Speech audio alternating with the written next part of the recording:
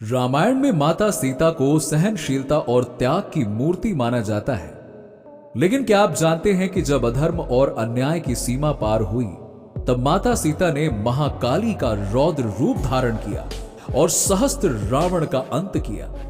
आज की कहानी उसी अविश्वसनीय घटना पर आधारित है। अगर आप हमारे चैनल पर पहली बार आए हैं तो चैनल को सब्सक्राइब और वीडियो को लाइक और शेयर करें और बेल आइकन को जरूर दबा दें ताकि ऐसी ही जानकारी वाली वीडियोस आपको सबसे पहले मिलती रहे। सहस्त्र रावण का वो रूप था जिसमें उसने अपने शक्तियों को तांत्रिक साधनाओं से सहस्त्र गुना बढ़ा लिया।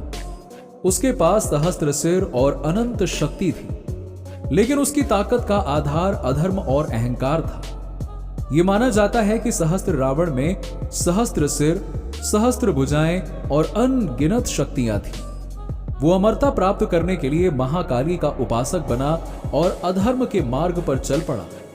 सहस्त्र रावण ने लंका में अपनी तांत्रिक साधनाओं का प्रभाव बढ़ा दिया। उसने अधर्म के बल पर स्वर्गलोक और पृथ्वी पर आतंक फैलाया। माता सीता के सम्मान को चुनौती देते हुए उसने अपने शक्ति का प्रदर्शन करने का प्रयास किया। सहस्त्र रावण के लगातार अत्याचार और उसके अधर्म के कार्यों ने माता सीता की सहनशीलता की सीमा समाप्त कर दी। यह वो क्षण था जब उन्होंने यह महसूस किया कि अब केवल सहनशीलता पर्याप्त नहीं है, अधर्म का अंत करना आवश्यक है। माता सीता, जिन्हें अब तक त्याग और तपस्या की मूर्ति माना जाता था, उन्होंने अपनी आंतरिक शक्ति को जागृत किया।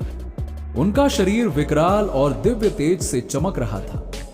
उनके 10 हाथों में विभिन्न शस्त्र दिखाई दे रहे थे: त्रिशूल, खड़ग, गदा, चक्र, धनुष, बाण, परशु और अन्य कई सारे दिव्य अस्त्र। उनकी आंखों से अग्नि की ज्वालाएं निकल रही थी, जो उनकी क्रोध और शक्ति का परिचय दे रही थी।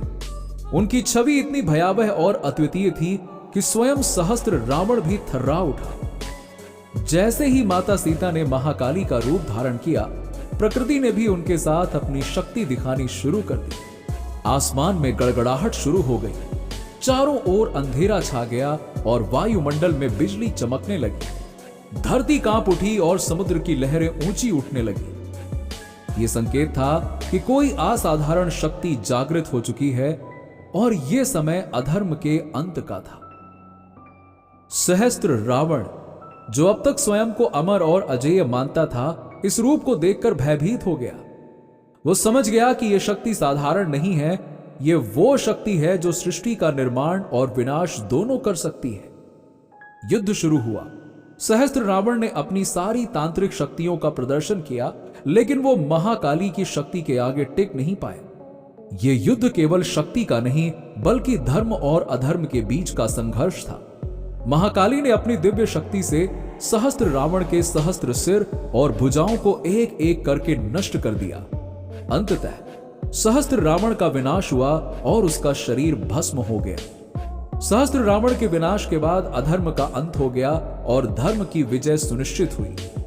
यह घटना यह सिद्ध करती है कि जब अन्याय और अत्याचार अपनी सीमा पार करते हैं तो नारी शक्ति जागृत होती है और पूरी सृष्टि को बदल सकती है। आपको यह कथा पसंद आई हो तो इसे लाइक करें, शेयर करें और हमारे चैनल को सब्सक्राइब करें। नारी शक्ति को नमन करते हुए जय माता दी।